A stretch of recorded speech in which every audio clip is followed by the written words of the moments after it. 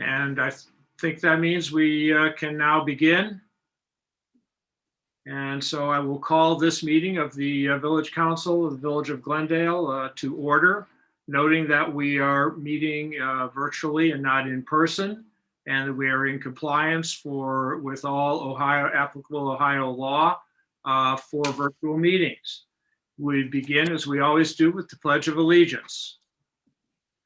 I pledge allegiance to the flag of the United States of America and to the republic for which it stands, one nation, nation, under God, indivisible, with liberty and and justice for all. Okay. And I'm going to just ask people, if you're not speaking, to have your microphones on mute. And I will ask the clerk to call the roll. Madam Clerk? Okay. A roll call. Mr. Bessel. Here. Mr. Howeller. Here. Ms. Duke. Here. Ms. Masenko. Here. Mr. Baysmith. Mr. Kreidler. Here. Thank you. Okay. I believe we have a quorum, even lacking Mr. Baysmith. Is that correct, Madam Clerk? Correct, and Mr. Baysmith is on the phone. He was just on mute. Oh, okay. Yep. So we have a full I house. see him We online do have a now. quorum. Mhm. Okay. We have an agenda that has been circulated, in fact, in several versions. And I hope everyone has the latest version, but there weren't that many. There weren't major changes. So hearing no objections, we will proceed with that agenda and turn to the minutes of the January 4th meeting of council. Those minutes have been circulated. There have been some amendments made, and they are now in final form. Do I have a motion to approve these minutes as amended? So moved.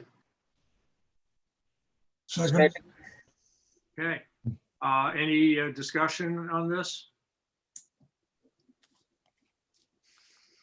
All those in favor of accepting the minutes, say aye.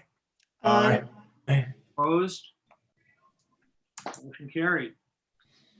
We now turn to the public comment portion of our agenda. And we have one person who has asked to speak to address council, and that would be Mr. Bill Parrish. And he wishes to speak about a topic that he mentioned at our last meeting, which is a walking tour of Glendale with highlighting the sites of the Underground Railroad. And so, Mr. Parrish, when you are ready, please proceed. I believe you have you do have a presentation to go with it. So, Mr. Parrish, go forward. Okay, can you hear me? Yes, we can. Okay.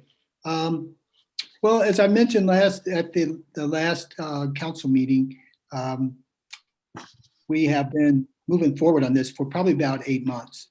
And now we're at the point where we've been approved for the project and met with the mayor, with Wally Cordes and with David Lumsden. We came out of that really well. So the mayor felt that I should share this with the council in that. So I'm going to give you sort of a quick go through because it's not a lot here. And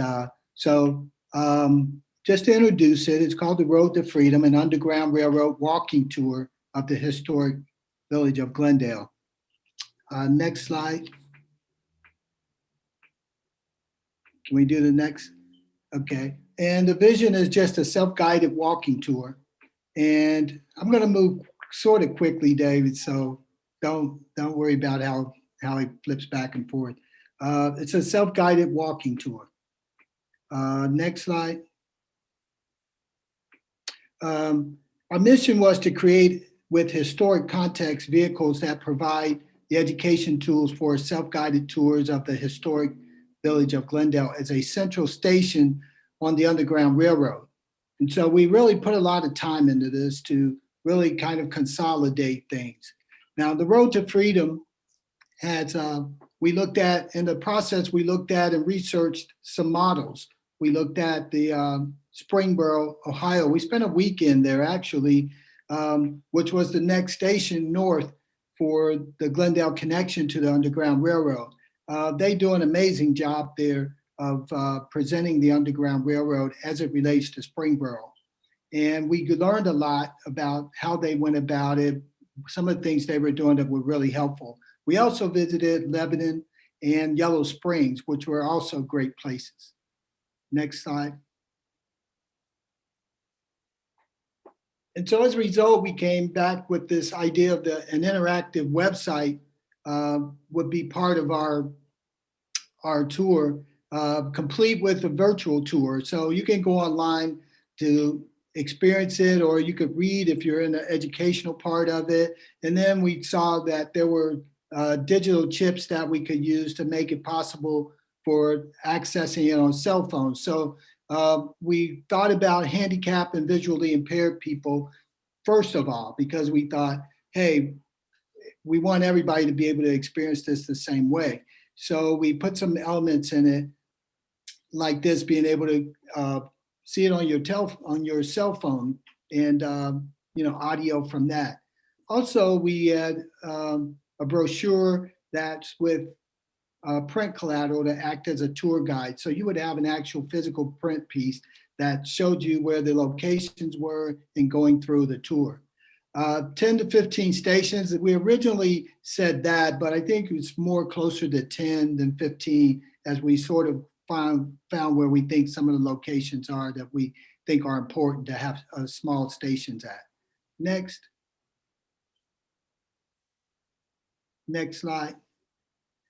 And this is just a map, sort of where we sort of thought certain locations were, where we thought we might have them. After we revisited since January, we found that we're probably going to do a little less than the 15, and they'll be in different places than where we thought they were. So we haven't landed on more of a final version of that. Next slide. And then we had this process we have in place.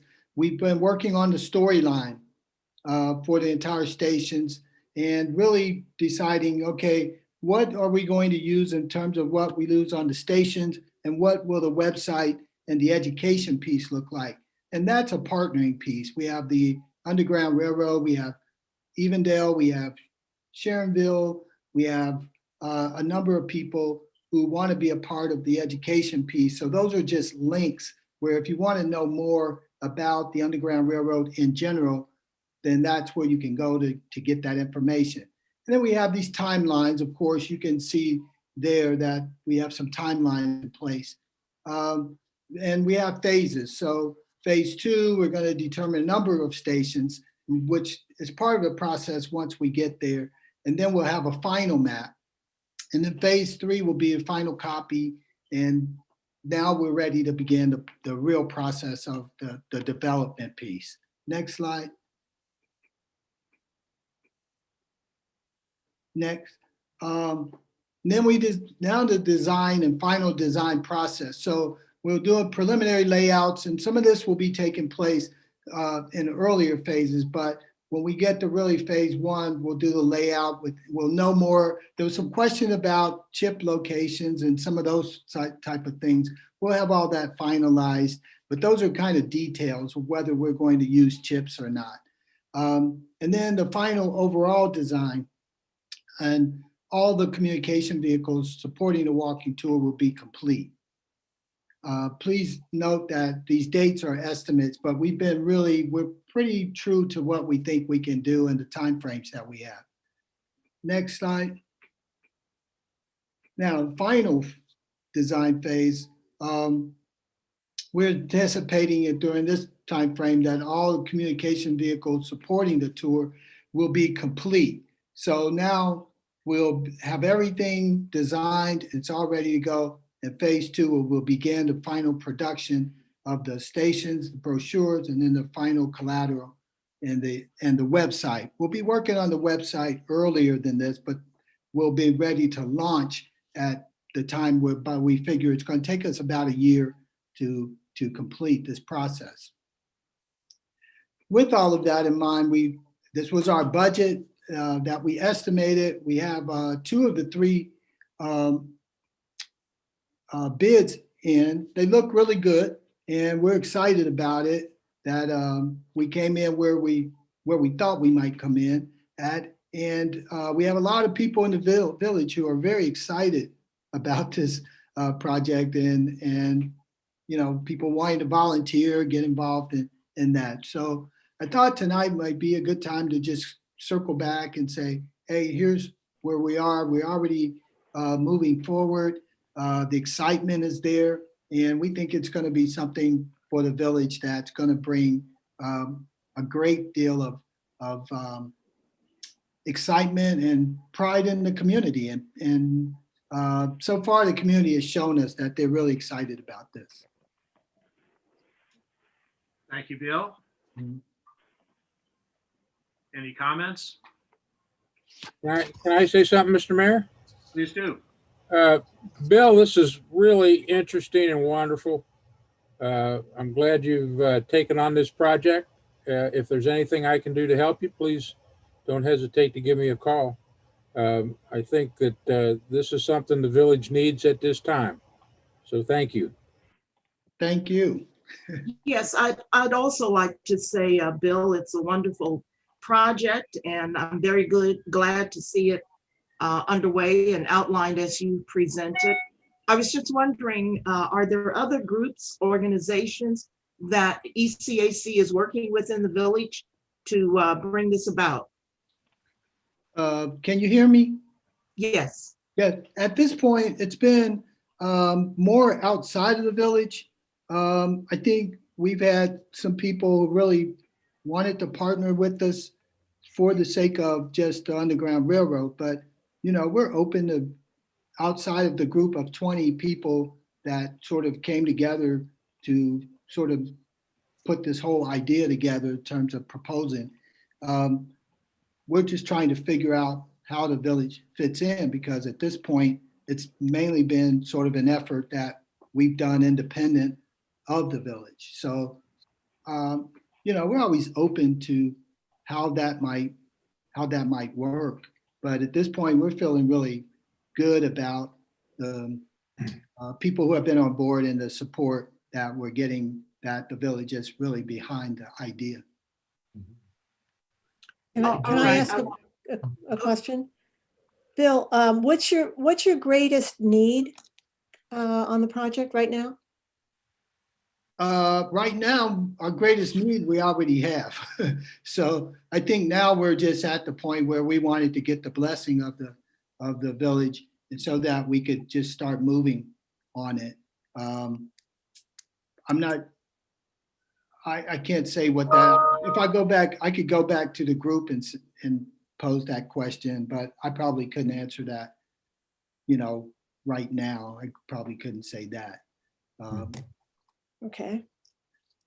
So Bill, I think it looks like a very nice project, and it's a unique part of Glendale. I'm glad we're doing something with it, and thanks for taking the lead.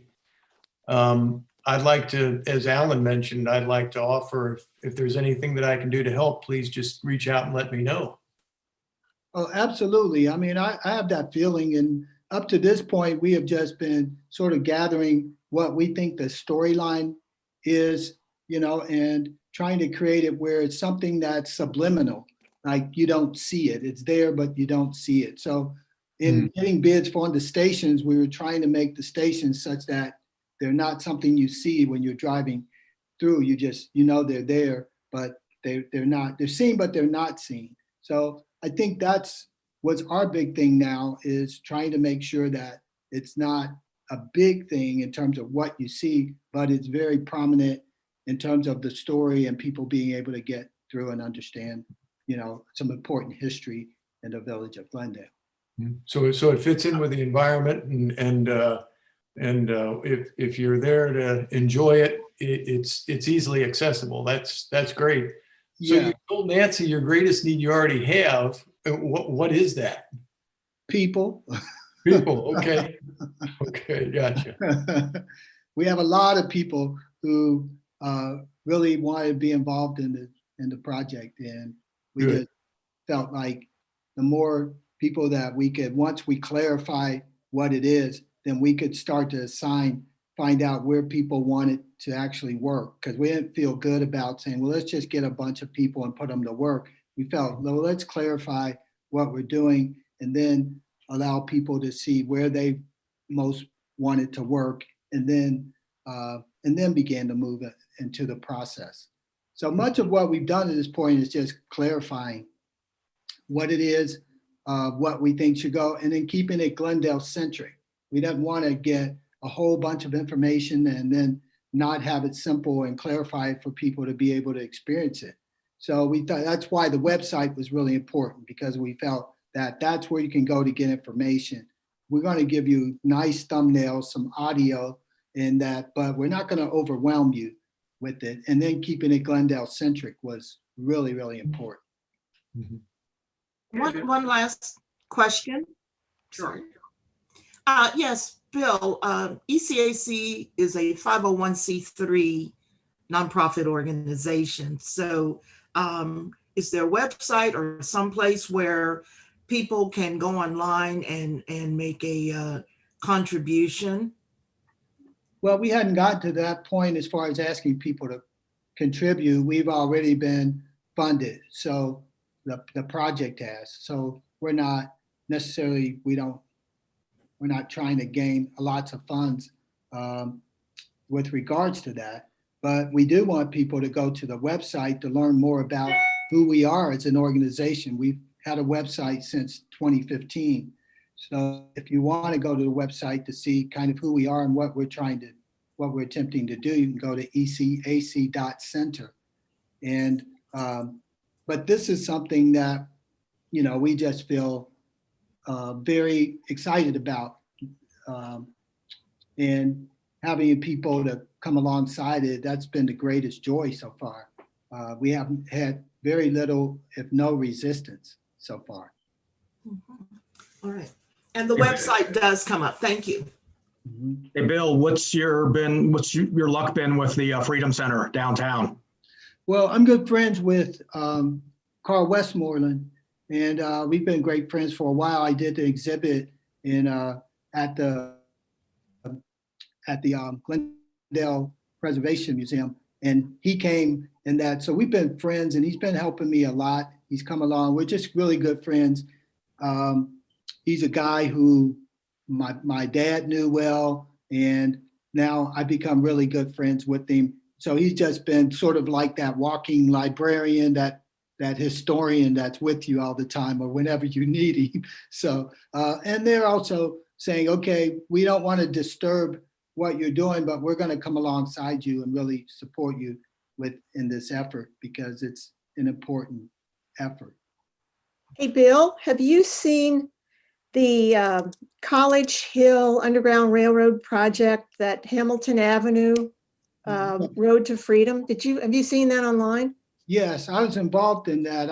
I partnered with five. Yeah, I thought so. Yeah, I'm partnering with the ladies from College Hill, North Side, Green Hills, North College Hill, and we meet monthly in an effort to make connecting points for the Underground Railroad, just in the suburban part of Cincinnati. Most everybody knows about what happened on the river and that, but the information in terms of education in this part of in the suburban part, there aren't any real connecting points. So part of this is for us to be able to connect, and then part of it is for them, the struggle. It's a real struggle to get this out there visually and to get the support needed.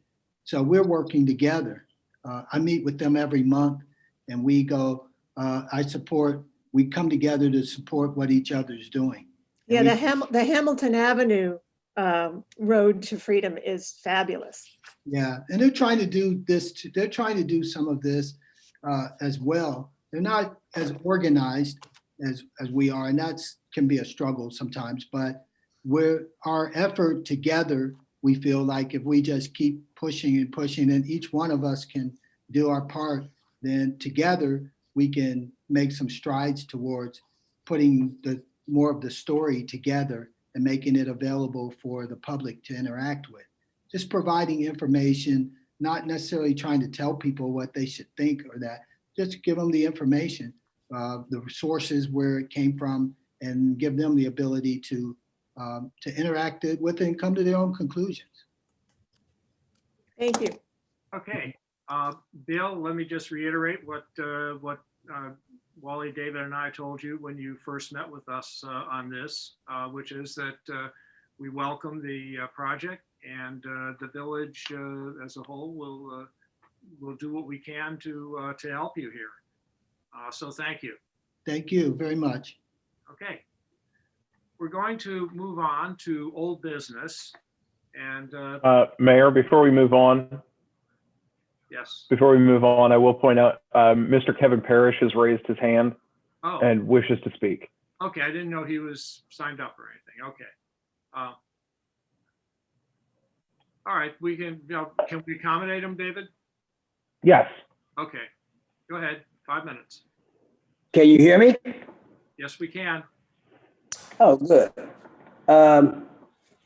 I did register, and on any agenda, I told the village that I would give them pre-advance notice as not to put them in the blind when I'm going to be on the agenda. Anyway, for the record, Mayor, you constantly refer to my comments as you being untruthful as not true. So for the record, let me refresh your memory. When you ran in the Black community on your first term, you made promises in regards to the X-Time school. And needless to say that Black residents are really disappointed in your misrepresentation of your statements there. So you can say it's a lie or it isn't a lie, but you didn't fulfill your promises at that time. That's why when you ran on your second term, nobody wanted to pick up the pile of BS that you left, and so you won unchallenged. Now, also, we're having technical difficulties with these Zoom meetings that the host, David, is the administrator of. At the Finance Committee, I was registered like I always register so that you will know I'm coming. And yet I was not allowed to speak at that meeting. The meeting you just had at the HPC, I was registered for that meeting, and yet I was not allowed to speak at that meeting. Because of these deliberate or technical difficulties that seem to point to censor me out of these meetings, I have filed with the Ohio Court of Claims, which I'm quite sure you have received that notification by now. About the public records request and public record archives and how you guys handle your public records, which this is a public records thing. Now, going to finance department, we understand that the finance was over $100,000 over budget. I wanted to ask questions as to the breakdown of that, especially with the fire department wage compensation for the residential water relief services that they provide, to give us clarity and transparency of how much exactly were those overage in that department. Also, we're very unclear. Since the quiet zone has come about, we heard nothing about the maintenance fees. We need to have clarity on who actually pays the maintenance fees on the quiet zone, because no one has said a word. And lastly, I would ask for the HPC, how is it that this commission has not said not one word about, after the X-Time school was purchased, that the owners of it had the electricity off for 2 years, did very little to it, and hasn't done anything to it, and is up for sale. And yet this is a National Historic Community, and we have a commission that is oversight like that. it's embarrassing for the integrity of this community. So to all of you, and most recently, the water issues that have been lied about and constantly lied about will persist because of the lies.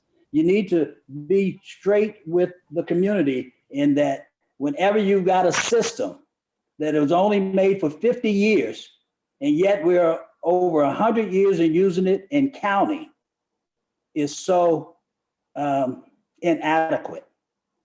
Now, you guys have been aware of this for such a long time that you have neglected it. You have about a minute, sir. That says a lot for the lack of you making prioritizing our infrastructure, but it says more about your moral integrity when you put lives of residents in danger.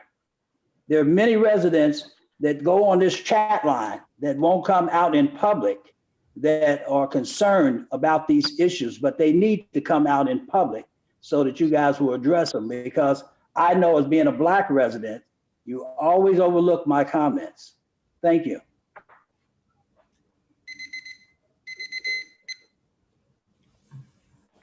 Okay, we're going, is there anybody else who has indicated they want to speak tonight, David? David? I have no one on the queue here for Zoom. Am I correct, David, that we expect somebody who wants to speak at a meeting to actually indicate that they want to speak at the meeting and not just that they want a link to attend it? To offer some clarity, any opportunity to speak is afforded to a resident who requests one, assuming there is space on the agenda for public comment. So I know Mr. Parrish had reached out and indicated he wished to attend the meeting if he chooses to speak during the public comment portion. Of course, he's welcome to, if they're the committee or you, Mayor. Okay, I don't think we've ever turned anyone down who said they wanted to speak at a meeting and gave us timely notice of that. So we're going to turn now to the old business, which is Absolutely not. Thank you. Which is ordinance. We'll start with ordinance 2021-03, an ordinance adopting all of the 2020 general fund, enterprise fund, and miscellaneous fund budgets as described in the attached Exhibit A, and providing merit COLA wage adjustments not to exceed 2% as described within, and declaring an emergency. May I first of all say I believe there's a typo there. In the first line, it's the 2021 budgets and not the 2020.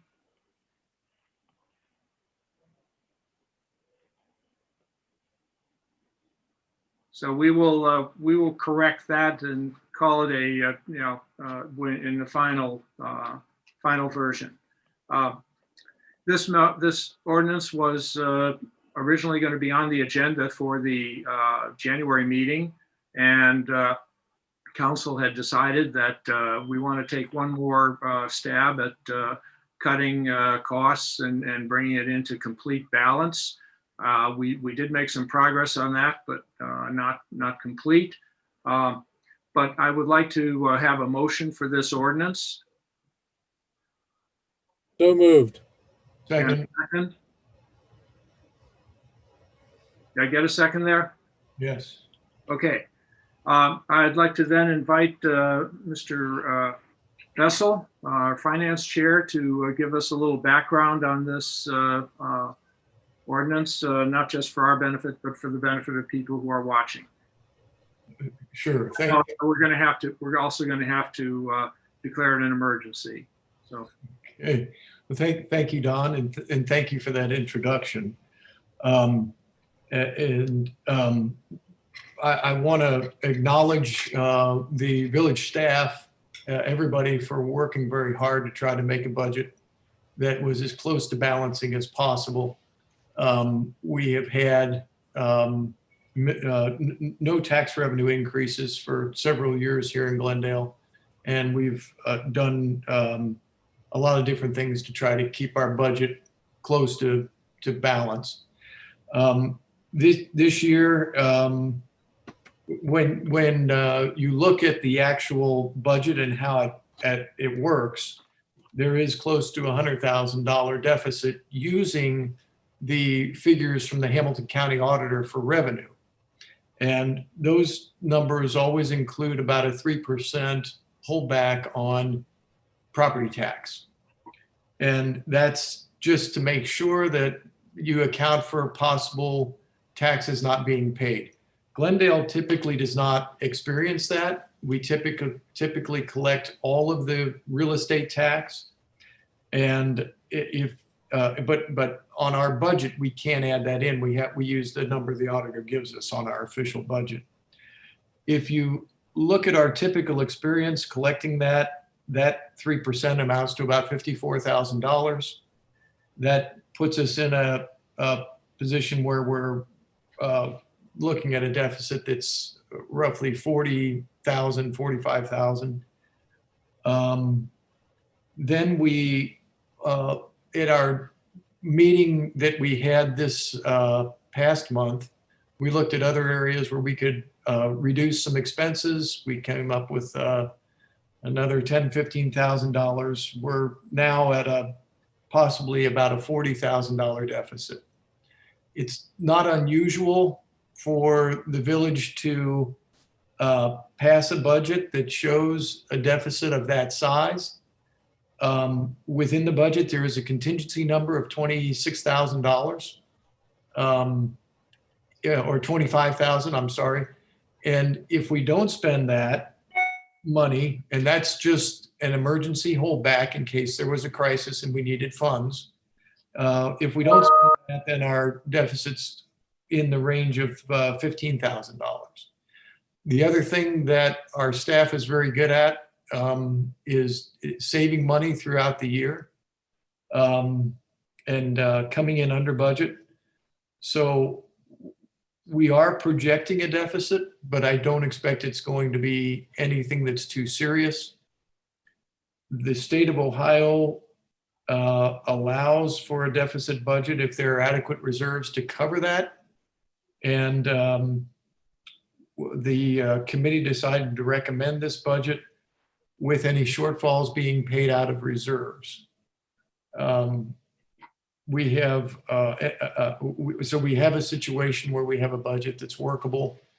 My greater concern and that of council is what we do going forward from here.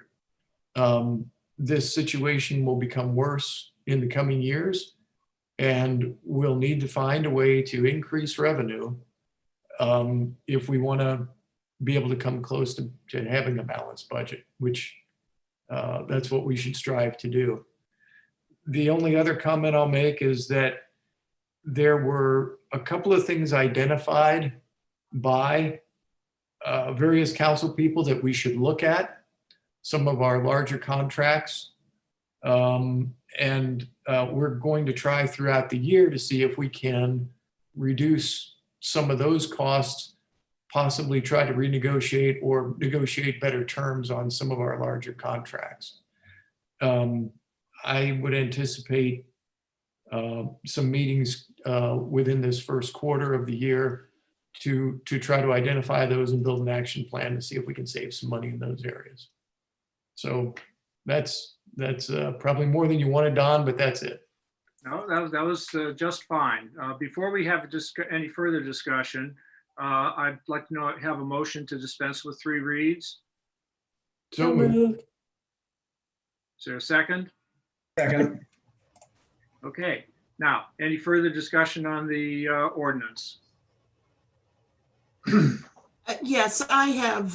This is Marilyn. I'm looking at the what I think is part of Exhibit A, which is the 2021 General Fund Summary of Expenditures.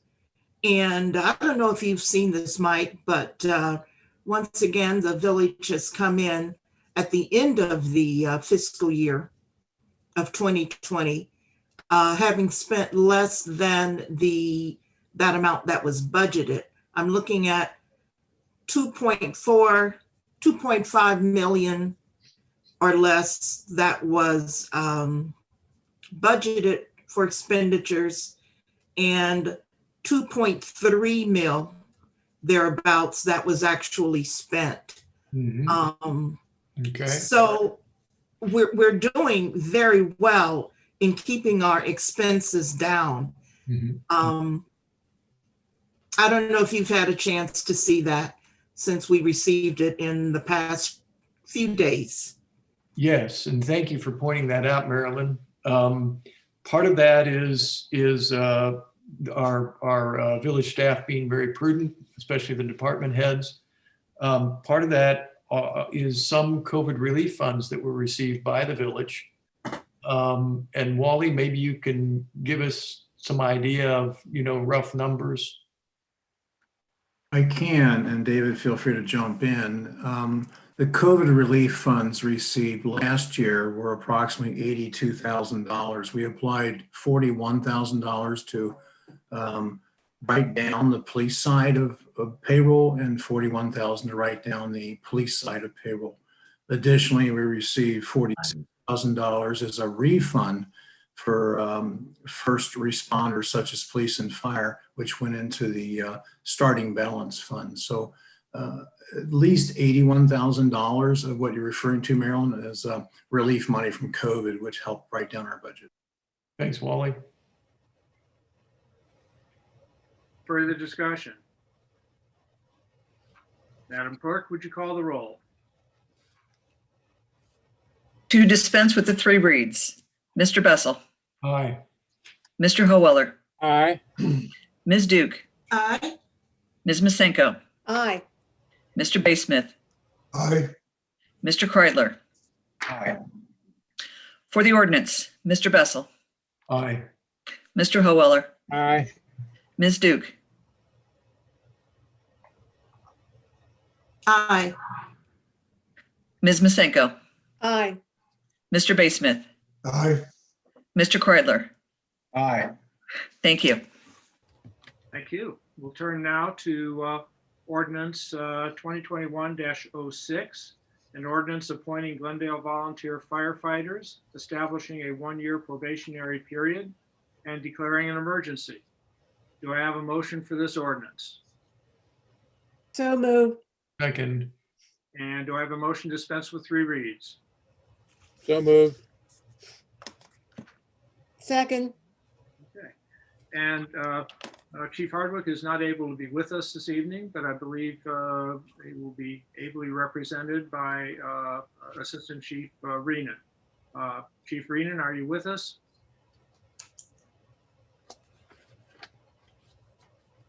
Yes, sir, I'm here. Okay. Can you just give us really one line or two line bio on our new firefighters or proposed firefighters? Yes, we've done very well on our hiring of firefighters.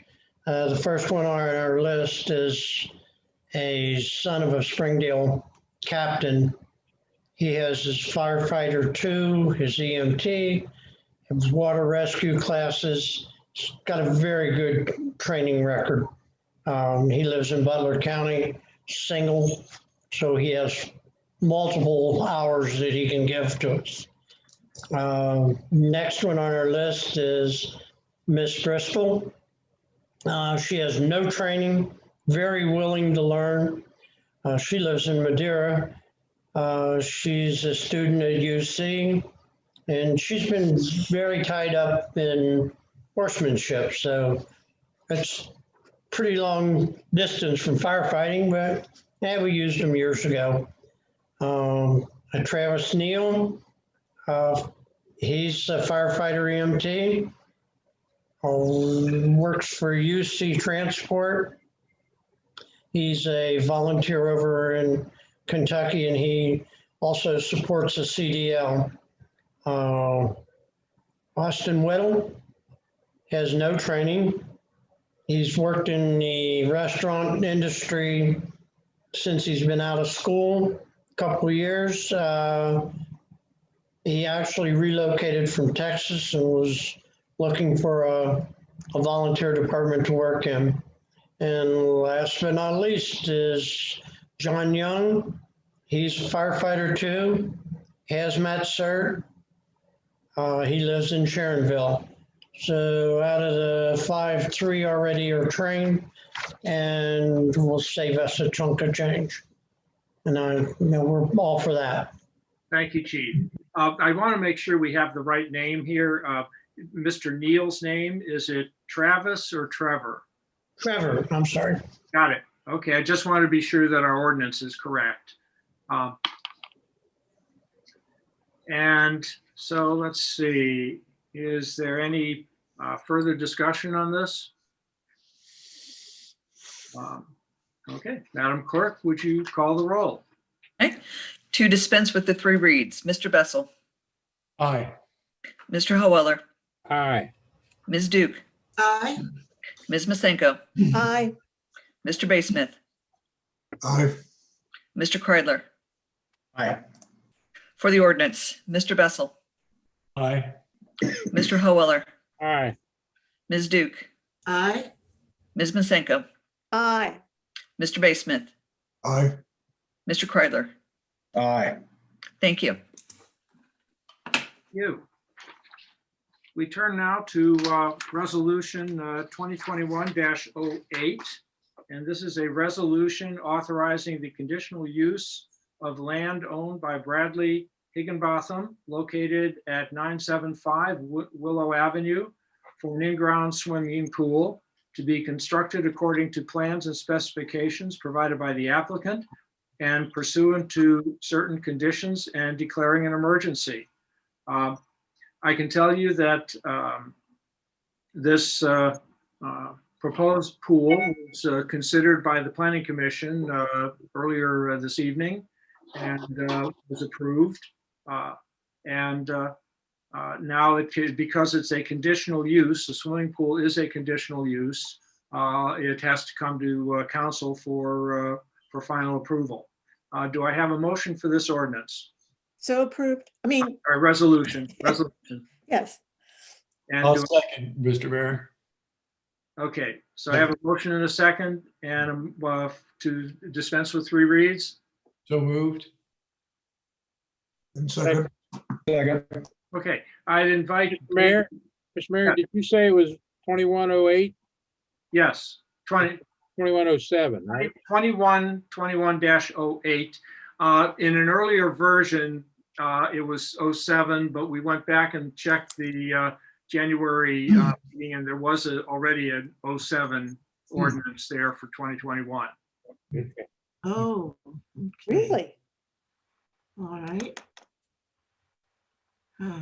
So Okay. I'm going to invite David Lumsden just to give a little more background on this.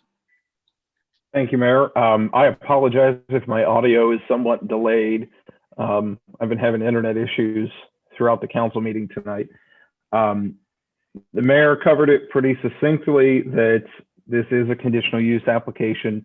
Swimming pools are considered conditional uses under our zoning code and require approval by council.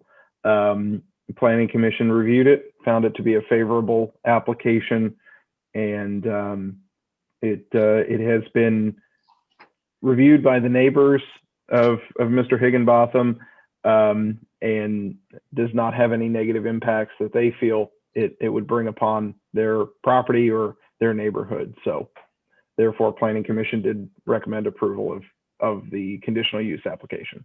There is one wrinkle to this, though. David, can you expound on that a little bit about the location of the pool?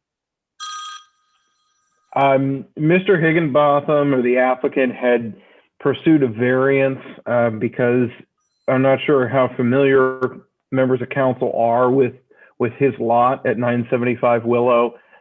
He has approximately 29 feet behind his home from his driveway to the rear property line, which is not at all conducive for the construction of a pool, and actually would violate our zoning code if it wasn't placed in that rear yard. But Mr. Higginbotham did appear in front of the Zoning Board of Appeals and was granted a variance to permit the construction in the side yard of his home at 975 Willow. So, Mr. Mayor, I have a question for David based on what he was just saying in looking at section 1, statement, paragraph 1, location per the site plan originally submitted to the Planning Commission on May 4th, 2020. So where is that location where it was originally submitted on May 4th, or has it been modified? That's a typographical error. It appeared for the first and only time to Planning Commission this evening. And it's proposed for the northern side yard of their home. I suspect sometimes we work off of templates of other ordinances and we don't always pick up all of the changes. So Mr. Mayor, can we put the period after GPHPC and delete the May 4th, 2020?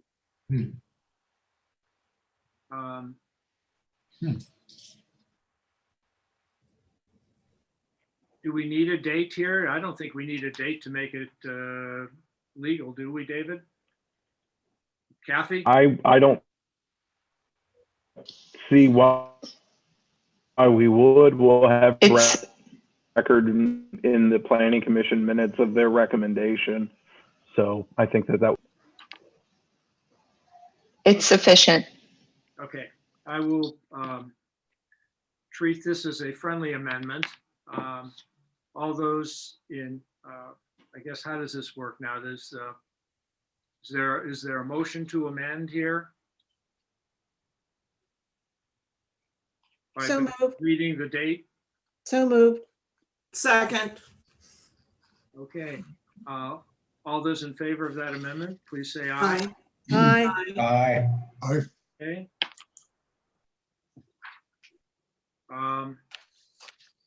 Any further discussion? Okay, Madam Clerk. Okay, to dispense with the 3 reads, Mr. Bessel, Aye. Mr. Howeller, Aye. Ms. Duke,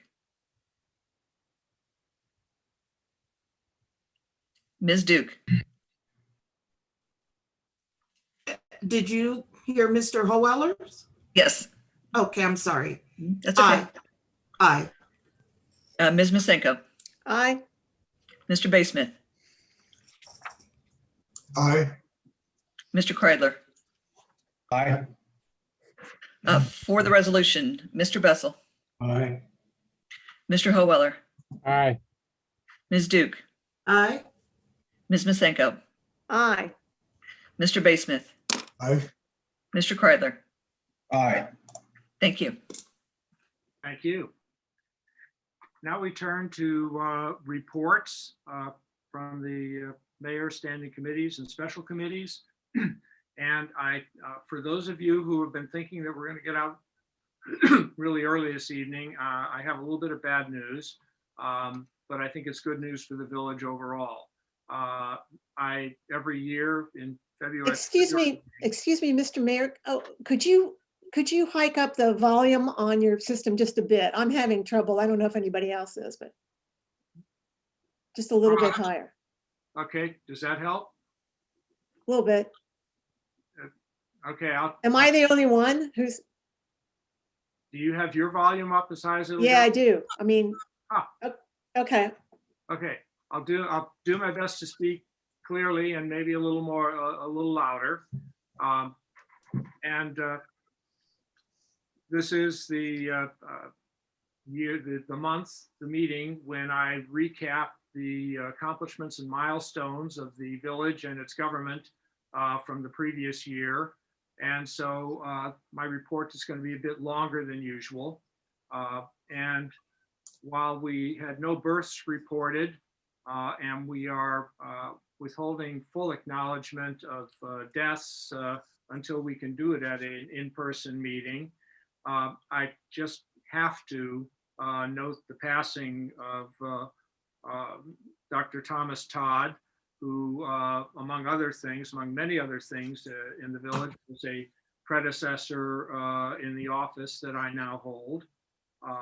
He passed away on January 29th at the age of 87.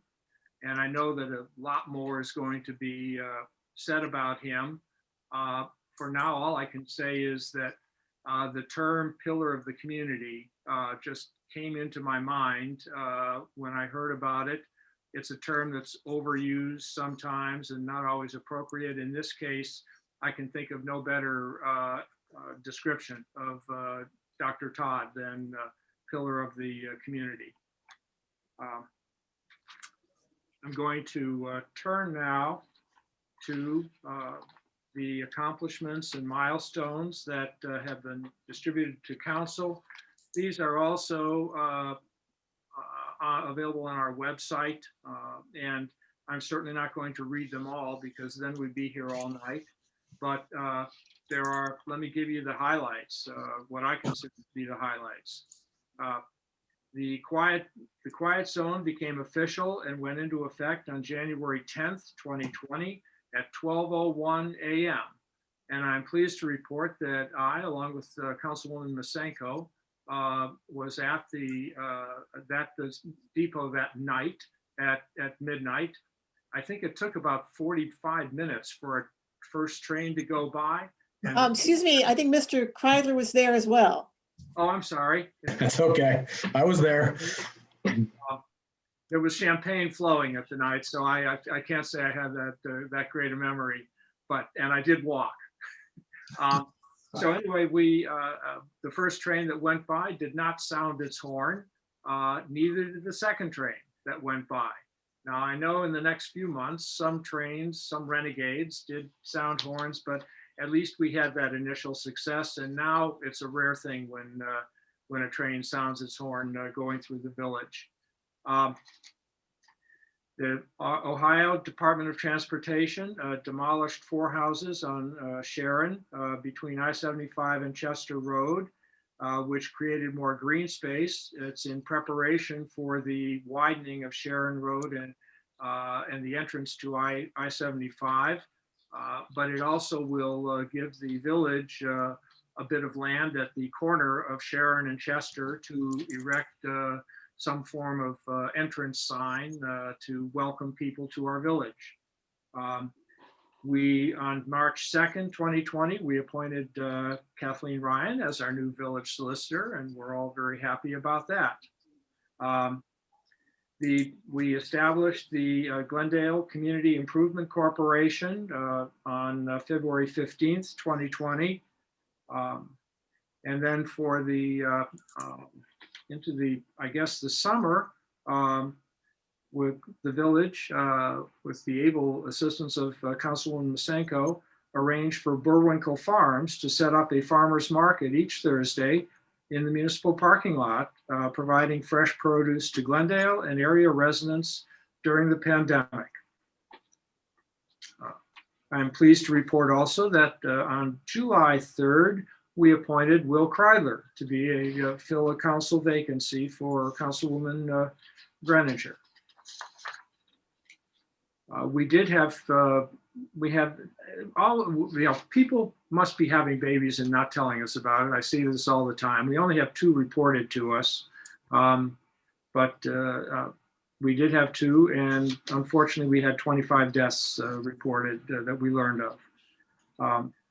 By the end of the year, the village had 45 active COVID cases. This was down a bit from a previous high.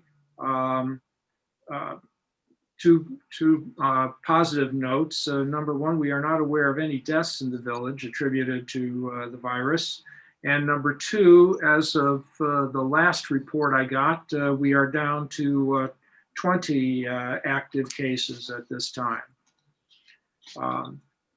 The village worked with the Hamilton County Health Cooperative to provide free COVID testing in Town Hall from November 10th, 2020 to December 29th. And we have been told that the service will continue through March of this year. So that is good news. In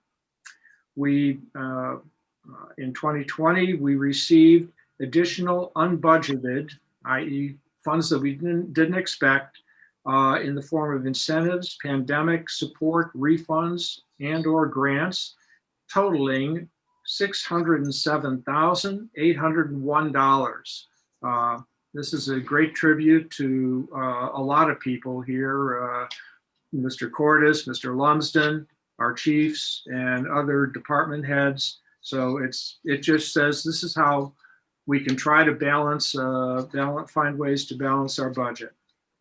One of the highlights of the grants, I will say, is a grant that we received from residents, Ron and Marty Vischer, for the renovation of the living quarters and general working quarters of the fire station. And that grant has now, so far, we've received $98,000 of that grant, and there's going to be a little more to come. The village, in our streets program, we received a grant of $50,000 from the Hamilton County Community Block Grant Program for a new crosswalk at Sharon Road and South Troy. The project was completed in August of 2020 and made that crossing safer with more prominent featuring, reminding people to stop for pedestrians, which they're supposed to do anyway, but they don't always do. The village received a grant from the Hamilton County, also from the Hamilton County Block Grant Program under the CARES Act in an amount of $100,000 for new equipment and other improvements in Cleveland Park. That work will be done in 2021. In the fire department, we had 25 new firefighters join the department. I don't think we really appreciate the job that the leadership of our fire department does in attracting volunteers. I have seen articles in fire magazines and that about how many other volunteer fire departments are struggling to find volunteers. And we seem to have them lining up at the door because they know they will get good training in Glendale and they will be able to find a paying job, for professional jobs elsewhere. But we are able then to attract people to take their place. And because we have such excellent chiefs and supervision, the quality of our fire department is among the highest in Ohio. The fire department made a total of 460 emergency runs last year. By calculation, we had 42,268.5 volunteer hours in the department. If you put the current value of a volunteer hour, which I guess somebody does calculate this, at $27.20, total value to the village from our volunteer fire departments, firefighters, is $1,149,703. The police department provided expertise and support for the village council ordinance banning the noisy engine braking on Congress Avenue and added signs where needed. We were awarded the Gold Star Award for DUI enforcement within our community for the second year in a row. And Officer Josh Hilling was one of 10 officers chosen nationwide to be part of a training panel to develop new standards and practices for all police departments across the nation. The standards and practices were related to officers involved in deadly use of force situations. And this is the second consecutive year that Officer Hilling has been selected for this program.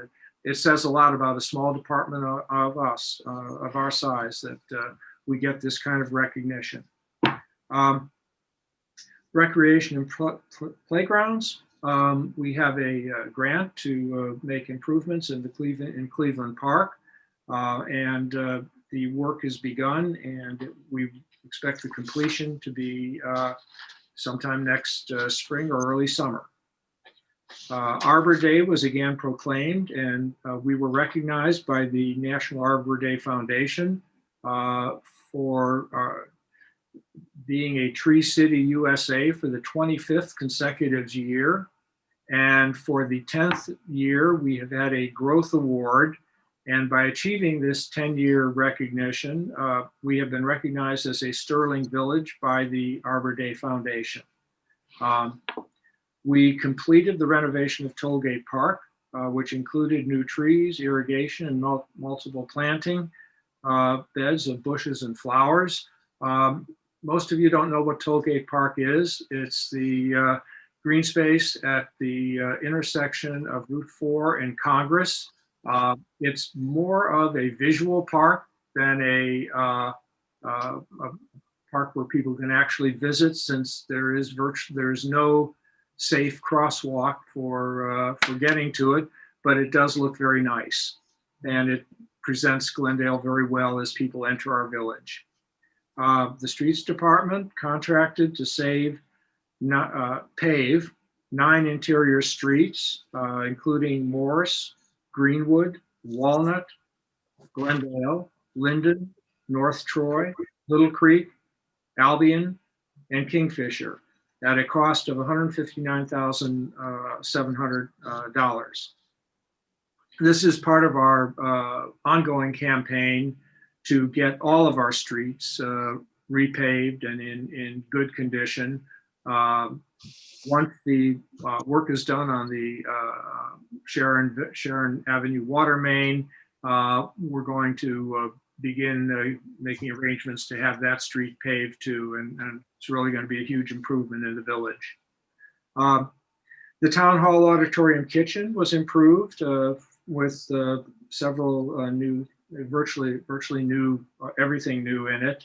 And the cost was $8,500. This will be a real improvement for people in the village and outside the village who want to rent the town hall for events.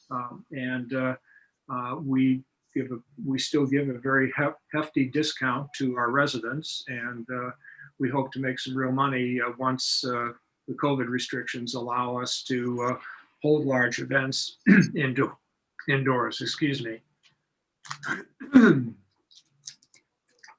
Sorry about this.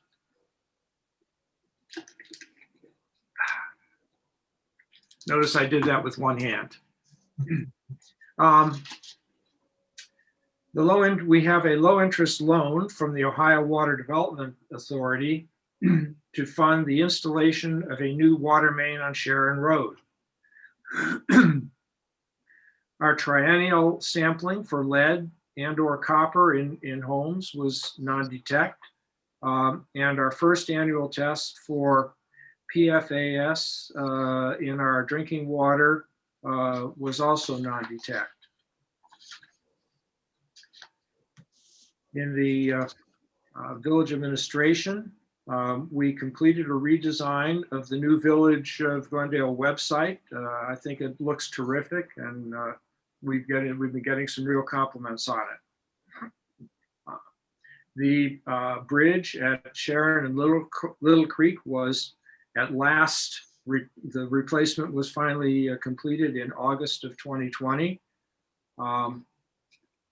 We contracted with J.K. Muir Corporation to rebuild and restripe, repave the municipal parking lot on the east side of the railroad tracks. It was part of the Quiet Zone project, and so the appearance of that has really improved, especially with the planting of quite a number of new trees in islands in the parking lot. Finally, I will note that the work, a number of people had noted that the work being done on Bethany School had resulted in construction trucks, damaging the pavement on Oak Avenue up near Bethany. And we reached out to the contractor, and he agreed to fix the pavement at no cost to the village. And that has been done. That was completed in December of 2020. So with that, those are just the highlights. And I think, as one old comedian said, you ain't seen nothing yet. So go look at the full list on the website. And with that, I will ask our clerk to call for the committee reports. Finance Committee, please. The Finance Committee met on January 14th. And then the result of that was the budget that we passed, the budgets we passed this evening. So that was work well done. I'll be in touch offline to schedule another meeting to look for further expense reductions and have discussions about needed revenue increases for the future years. Thank you. Fire Committee, please. Fire Committee did not meet. I'm hopeful that we'll have all hands on board to be able to schedule a meeting sometime before the end of the quarter. And with that, I'll turn it over to Assistant Chief Reenan, who's here for Chief Hardwick. Take it away. Okay, I'm actually getting used to this virtual thing. Our fire department we made 15 fire responses, 15 EMS responses, had a total of 2,960 volunteer hours. We're fighting the COVID problem with different issues with firefighters and not able to work, and it's been a very uphill battle. On the 27th, we allowed 30 first responders, both fire and police, in the community for their second round of COVID vaccinations. We're in the process of running a Fire 1 class, a transitional class. Everything's going well with it. We've got 8 volunteers in the class.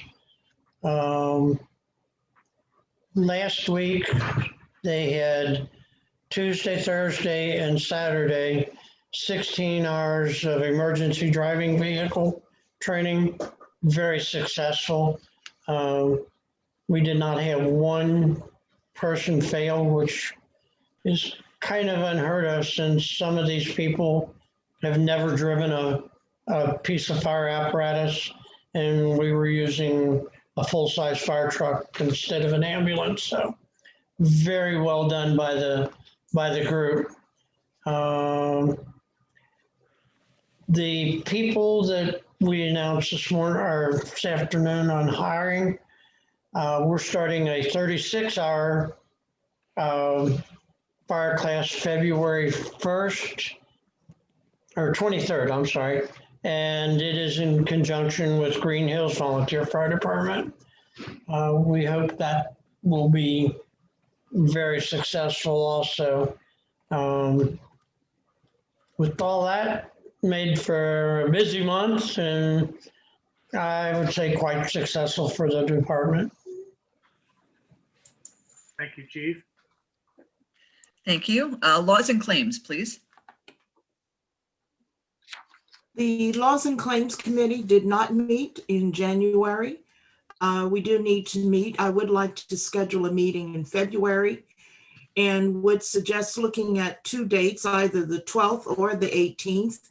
And I'll go online to see what the availability looks like on those 2 dates in particular. And that concludes the Laws Committee report. Thank you. Police Committee, please. Police Committee did not meet. I think I'm going to turn it right on over to the chief and let him do his committee report. Chief? I'd like to start this off. If you don't mind, Mr. Chairman. I don't mind. Go ahead, Mr. Mayor. Thank you. Because I just wanted to let people know that we are going through a number of transitions in the village. And this morning I found out about our latest one, and that is that Chief Warman has told me that he will be retiring from the Glendale Police Force on April 30th. And he emphasized that he is simply he wants to enjoy life, enjoy his family more, and he's not going for another job or anything. I thank him so much for his 29 years of service to the village. And we'll have more to say about this later, but I can tell you that the chief and I have agreed that his successor should be Lieutenant Craig Walsh, who has had many years of experience in Glendale and in the leadership of the police force. And with that, I would then like to turn it over to the chief and let him say a few words. Chief, go ahead. Well, I'm trying to. It might be a little hard. But you all got my reports. But honestly, there's nothing but love for Glendale. I've loved my 29 years here. It's something that I'll never forget. It's something I'll always remember. I hope I've done the job that everybody thought that I would. I walk away with, my head held high, and I'm so proud to have worked for you all for all these years. But as the mayor said, I really want to spend time with my wife.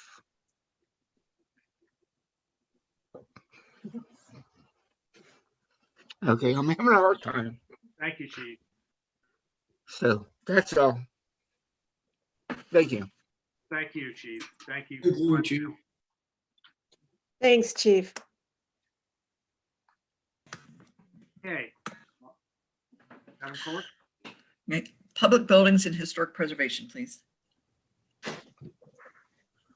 Public buildings did not meet, and I'll just talk to everyone offline about scheduling a meeting for later this month.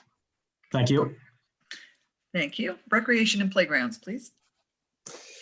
Recreations and playgrounds did not meet. A lot of activity regarding the progress of rejuvenating Cleveland Park, and that's been covered pretty thoroughly this evening as to what's been available.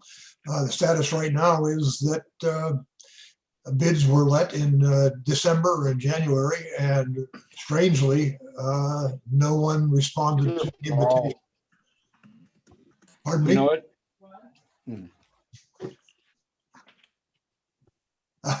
No one responded to the bids, and they will be placed again for opportunity. And I think the village will be contacting vendors to solicit a bid, and that should be open sometime around February 19th. And assuming that's successful, as was pointed out earlier, the park will be upgraded sometime in early spring.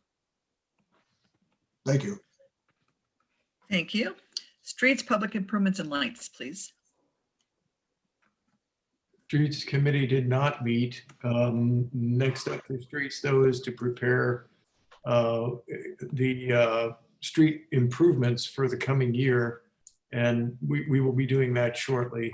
There'll be an initial meeting with David Wally and with Tom Alder and then we'll get the committee together to go through it.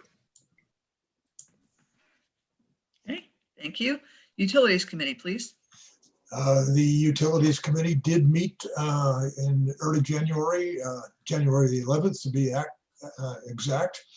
At that point, we reviewed the budgets for the enterprise and addressed some of the issues that face us in the coming year. That is meeting the requirements by the Ohio EPA regarding the operation of the wastewater plant and the necessity to find a solution to the I&I that is outside of water getting into the sewer system. That is a priority. And we talked about a second and equal priority was to begin to identify as best possible the cause of our losses of water, which we are not able to sell.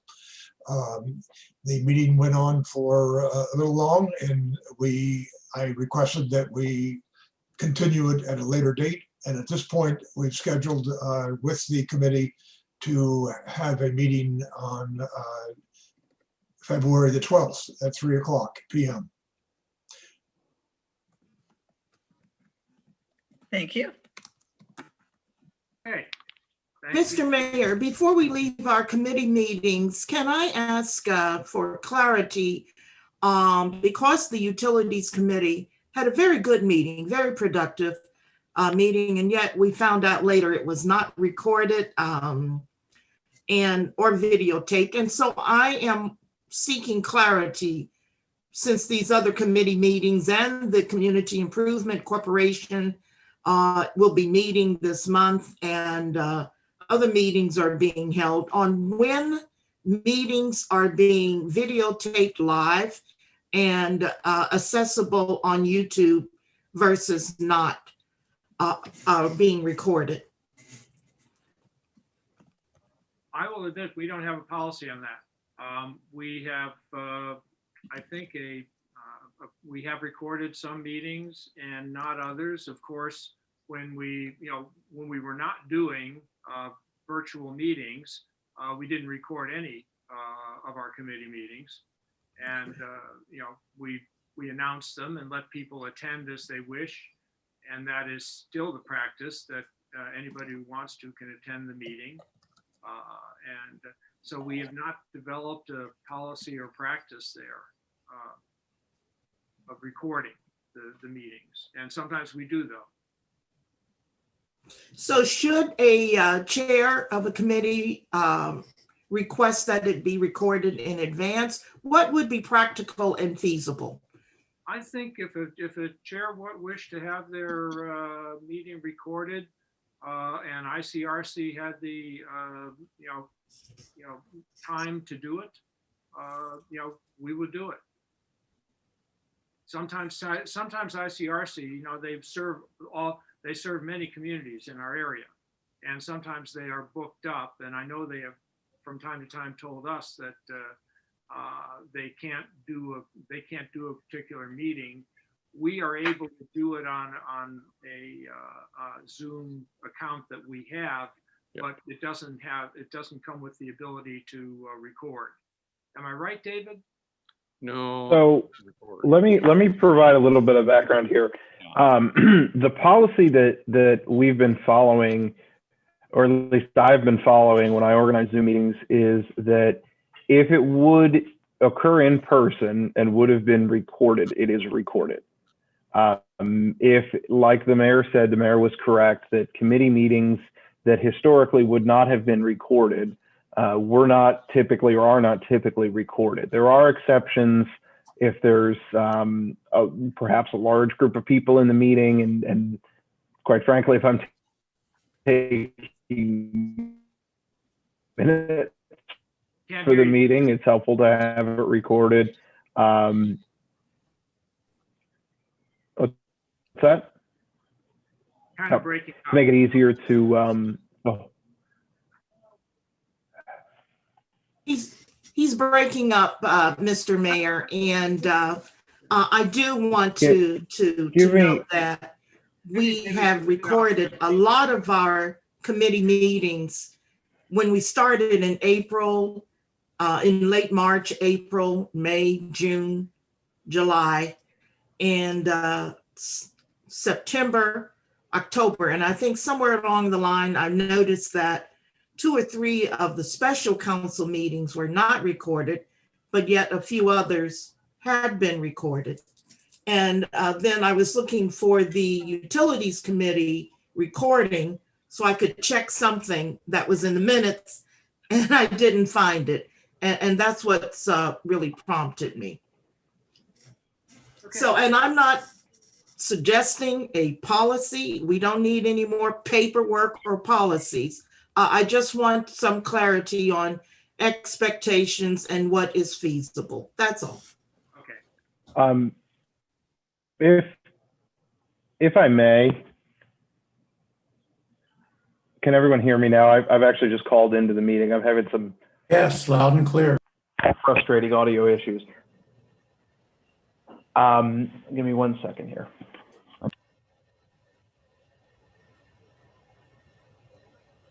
No, we can't hear you now. David, I can't hear you anyway. We can't hear you. The policy for recording meetings has not drastically changed. over the year that we've been doing these via Zoom. When a meeting is recorded versus when a meeting is available for live streaming or posted to the internet is different. In that, for instance, this meeting is being live streamed and posted to YouTube Live for folks to come back to later. If a committee meeting that is not run through ICRC is recorded, that isn't publicly posted unless someone could make a request for a copy of the meeting and be certainly happy to oblige if we have it on file. So if committee chairs going forward want their meetings to be recorded and retained, and that's something we're absolutely able to do. But if they want them live streamed through ICRC, that will take some time to verify ICRC is available to record or rather broadcast those meetings. That's a better way of putting it than just saying recording. Okay, thank you, David. I think a committee chair, the point is a committee chair who wants their meeting recorded should make that request when they set up the meeting, and we'll do our best to accommodate them. Turning now to reports from the clerk and treasurer. Madam Clerk. No report. Thank you. Okay, Mr. Treasurer, you have a report. Yeah, I sent a report to everyone. If you didn't get a chance to see it, our return for the month wasn't great, especially since we've got a lot of stuff that's still accrued and it won't show up until next month. But it's going to be challenging for this year, as I've shared earlier. Our goal is $170,000 in return for the year.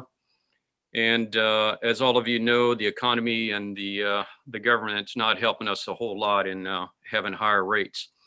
On a good note, CF Bank is actually helping us out quite a bit with their offerings that they have in our ICS account. And we're earning slightly more than, well, quite a bit more than all the other banks offering at this time. We've got an offering of 0.9%. It doesn't sound like a lot, but in this environment, it's a lot. 1-year treasury, for perspective, is 0.05%. And 2-year CDs are at 0.1, 0.15. So 0.9 from CF Bank is really good for us. One thing we're going to have to tackle, I think, this year with maybe with David's help, is taking a look at how can we address our banking fees. Last year, we were charged like $8,400 from Fifth Third Bank to bank with them, to give us an opportunity to use our money to pay our bills. So that's a lot of fees. And of course, we're starting out this year at $700 already for the month. So I think that's an opportunity. I think we're gonna have to see how do we lower that by maybe working with other banks as a proposal down the road. But anyways, that's the update for our finances. Any questions? Okay. We turn now to the financial reports, and I believe we all received a number of these reports. Just quickly reading them: the general checking certification for the payment of certain bills, the enterprise checking certification for the payment of certain bills, the revenue report, the expenditure report, and wait a minute now, cash transactions report. And then page 4 of the police report is the financial report from the mayor's court. Do I have a motion to acknowledge receipt of these reports? So moved. Second. Those in favor, say aye. Aye. Opposed? Motion carried. Is there any further business you'd like to bring forward? Mr. Mayor, I make a motion, we adjourn. Oh, I second. All those in favor? Aye. Opposed? Nobody. Okay, we are adjourned. Thank you all very much. Thank you. Good night.